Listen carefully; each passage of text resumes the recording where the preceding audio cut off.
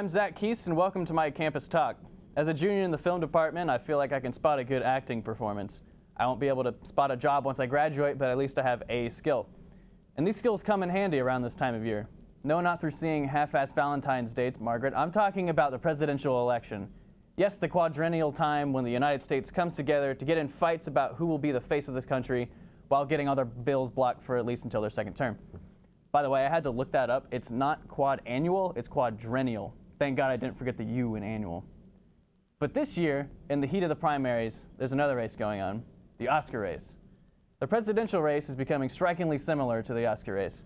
Not only do they both involve a large amount of old white men trying to kick out the black guy, but they're both stacked with people we've never heard of, and frankly, we just want it to end already. Let's take a closer look at the people in question. The Republicans are a lot like Game of Thrones. There's way too many characters to keep track of, and most of them are probably perverts. And now in the later seasons, the original group is getting slowly killed off one by one. And on the other side, the Democrats are more like a 90s sitcom. You got a woman who's got a lot of experience, but has a worse track record than a heroin addict with Parkinson's, and an old Jewish guy who sounds like a grandmother trying to speak on the telephone. The guide button on the remote isn't working. We need a TV remote control revolution. Bernie, that's the remote for the TV, not the cable. There's two different remotes for a reason. Bernie seems like the type of old guy who would go into McDonald's after the drive-thru screwed up their order. I asked for no onions. Now my McDouble will taste like onions. Who told you to do this? Did Harry tell you to do it? Now onto the Oscar race, or should I say lack thereof. Just like last year and mostly every year besides the years they make a slavery movie, this Academy Awards is wider than ABC's primetime lineup. The hilarious part is the one time where Leo DiCaprio is almost guaranteed his long-awaited Oscar. Everyone's boycotting the ceremony. It has even started a trending hashtag, #OscarsSoWhite. Examples may include, the Oscars are so white, the gift bags come with $10 off your next spray tan. Or, the Oscars are so white, the after party is hosted by Macklemore. In Washington, the Republicans even tried to get a hashtag rolling as well, with making their Wi-Fi password at one of the earlier debates, Beat Hillary. Which is clever, you gotta give them credit, but this is just the start of the similarities. Look at the candidates for president and best picture. Donald Trump is the Big Short. He's loud, got a lot of celebrity power, incredibly wealthy, and makes us feel smart for watching him. Clinton is the Bridge of Spies. Very talented people behind her with a lot of experience, but gets bogged down by controversy involving top secret spy stuff. John Kasich is Brooklyn because, who? I've never heard of that. Ben Carson is the Revenant. At first, he was incredibly popular and got a lot of media attention, but after a while, once you get past the honeymoon phase, you just feel cold and bored. See where I'm going with this? I've made my point. In summation, Hollywood and Washington both have major influence on the American people, but at least the Oscars force the speeches to be under 45 seconds, a courtesy that Washington sadly won't allow us. It's only a matter of time before the two morph into one giant power, Hollywood and Washington. Washingwood. Like, take a scene from a cult classic movie and recreate it shot by shot to pass it off as your own genuine idea and just slap your name at the end. That'd be great, right? Oh, wait. Damn, it feels good to be a Clinton. Damn, it feels good to be a Clinton. A shameless politician always plays her cards right. Got a crew for the fight on the airwaves. Lapdogs in the press keep their mouths tight. Cause a Clinton never needs to explain what, why it is what they done or with who. A real Clinton knows that they're entitled, and you don't get to know what they do. What difference does it make? For a Clinton, what's loaded in some fat Oppo file? A Clinton plays the victim for promotion. A Clinton kills it off with a smile. Damn, it feels good to be a Clinton. A server full of secrets ain't no thing. Damn, it feels good to be a Clinton. Nothing ever hits with the sting.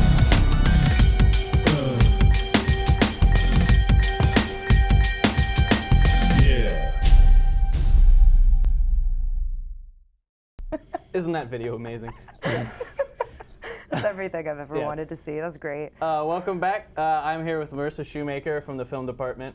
Well, it's my department as well. It's our department, I guess. It's our department. Yes. It's us. Yes. And so we're going to ask you a few questions because it's beginning to look like Christmas for the film department because it's the film, like the end of It's like DF4. film. Yeah, it's the end, and then all the presents, and you like open Yeah. it, like this is Like, my film. Oh, look at this film. And then you're like, what the Yeah. hell was that? And you know, I'll be saying that to yours. Look at that in a second. I'm just kidding. it's okay. It's probably gonna happen. So you're from Tulsa, correct? I'm from Tulsa, Oklahoma. Why did you Yes. come to UCA? I was talking with my mom one day, and I studied psychology my freshman year, and I hated it because it was, because it was psychology. And Right. she told me, you know, what do you want to do? Like, what makes you happy? What makes you feel fulfilled and like excited? And I was like, I love TV more than I love literally anything. So I wanted to write TV and make stories. And as my roommate told me last night, you kind of, sometimes if you're really bad at everything else, you just kind of end up doing film. So I Googled cheap film school, and here I am. No way. Yes way. It wasn't cheap, is the joke. Well, it's funny you say But- that. Like, would you say that UCA's film department is up to snuff to other? Like, did you look at other schools? Yeah, and they're all really far away and really expensive. So I was like, nah. But honestly, I think that being, you know, a semi-podunk town in Arkansas, I think that we have a lot of really good stuff compared to other yeah. schools. Like we have a Red. Come on, that's a great camera. That's the We don't camera's worth more than my debt right now. I doubt that probably is true. Yeah. That's really sad how 'Cause true I that started probably at is. Hendrix, so I'm already like 20 in the hole from one semester. Oh my god. Oh god. But like, It's like Hogwarts. Yeah. But less cool. More way less drugs. cool. Yeah. Yeah. So I looked at TCU, like that was like for some reason my dream school because I grew up in Texas, and I looked at the film department. It's almost identical to ours. Really? And theirs is 40 grand a year, and it's just incredible to me because we have a lot of opportunity and Yeah. like great professors. Yeah. And for half the price, which is awesome. It to me. is awesome, yeah. Yeah. And no, our professors, I think, is really what we get our money's worth for because, I mean, they have so much experience and they have so much knowledge, and you know, we could have a million cameras and a million, you know, C-stands and everything, and a million of those can fall and hit me in the head. True story. But Forgot about that. but either way, it's like it's the knowledge and the people that we're working with that's really helped us a lot. Yeah. So, yeah. So it seems like, well, obviously, we were in the same DF1 class. We are. And like We were, yes. everyone knows each other. Yeah. Why do you think that is? Like all of us are just so close. Like we know a Yeah. lot of things about each other. We do. We are almost too close with each other, Yeah. I would say, because we've all literally died and gone to hell, and we're gonna graduate and leave hell. But Yeah. we're all in this big, bloody mess of knowledge and stuff together, Yeah. and that's like I think that's why we get along so well, and because you know we spend weekends with each other nonstop for like 15 hours I a day. think that's more like. That's definitely And it. then go to the hospital because people get hit in the C-stand, hit in the head in the C-stand. Yeah, I got hit in the head with a C-stand last year. A C-stand is a big thing that holds up a light. Yeah, it's like we're surrounded by C-stands right now, so if I'm honestly shocked you don't have PTSD right now. I actually do. I was hit, Like- actually later on I was hit in the head with another C-stand. No, I almost was, and then I caught it because I'm Because you got used to it. Because I got used to it, exactly. Yeah, you're so like Spider-Man where a spider bit you and now you have spider sense instead of C-stand sense. if I had the powers of a C-stand, I would kill myself. You wouldn't do anything besides hold All the things. flights. Yeah. Okay, I'm sorry. But tight-knit group, UCA. That's what we were Yes. talking about? Yes. Yes, I think that because we've all spent so much time with each other, especially just this concentrated amount of time, Yeah. and that's why we're all so close. Too close, uncomfortably It's close. a little bad. It's yeah. a little bad. I don't care for it, but I'm gonna have to deal with it. I do. whatever. I love it. So, you know, we have a really good school. We do. Would you say that over the time that we spent and all the classes that we have, do you think are prepared for the film world outside of the safety of UCA? I think that we are as prepared as we're gonna be, because I feel like you're never really prepared for everything, for the stuff that you're gonna do later on, like learning about being on a set in classroom and then actually being on a real set. Those are just two completely different things. Yeah. And student film and real film are also two completely different things. So Because everyone's getting paid. yes, indeed, and people know what they're doing. Yeah. And in student film, you're just grasping at straws in the dark, crying, Yeah, and and naked probably, and it's just. If it was my movie, yeah. I mean, I did do that in your movie. Yeah, I remember that. Yeah, good. Not a true story, but but yeah, what was the question? Are you prepared for the real world? How do we get Does to that nakedness? answer your I have no question? idea. I'm not really sure. I feel like right now, no, but I feel like it's kind of like, you know, learning how to swim. Your father throws you in. Yeah. That's how you learned, right? What? Do you need help? Not right now. I'm fine. I'm fine. But yeah, I feel like we're also prepared. I feel like we're as prepared as we're going to be. I've seen an actual movie set. Ben Drain and someone else worked on a movie, Greater, 2 years ago. I was an extra in that movie. Nice. And it's almost it's like UCA times 5, like the size. Nice. Because there's like, I mean, it's just a bunch of kids. Oh boy. And it's just a bunch of kids learning how to do film, except there's like an older guy there. Oh God. Okay. Which is, I guess, that's kind of like literally the biggest metaphor for us. Yeah. Yeah. But so you're in DF4 now because you just worked on a movie. Yes. This is a selfish question because I'm going to be in it next semester. How's that work? How's DF3 work? DF3? Yeah. Okay, well, DF3 and DF4, they're 2 classes, but they're kind of the same class. It's 1 each semester. DF3 is whenever you pitch, everybody comes up with a pitch, and you come up with your idea, and then you pitch it to the class, and you spend a couple of weeks writing, like, your log lines, coming up with production books, and just like the artist statements and all of that. And then you vote and you pick all your films. And then you do pre-production, like you get basically some of the locations, actors you have in mind. You do casting, and well, not casting, you do auditions and all of that. So you kind of get like half of your pre-production done in DF3. Then they give you a break.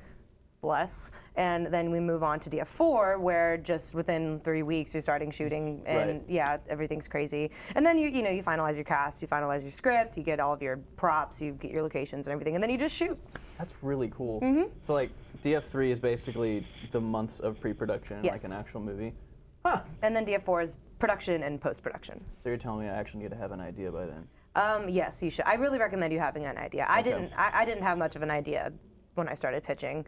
Just kind of, I started saying words, and there was my idea. Clearly it works because you got picked. Yeah. So what is your movie? My film is a very serious film called Bicycle Cop. I am trembling with fear already. I understand, because he's intimidating. Yeah. It's about a goofy little cop who has this murderous villain in his life, and he kills one of his coworkers, and then he has to find out who did it, or else he was going to lose his job. So he's just trudging along on his bike, making the ammo fall out of his gun, doing cop stuff, arresting cheerleaders, normal things. And so once your movie is done, are you going to submit it to the UCA Film Festival? Yes. Okay. Yes.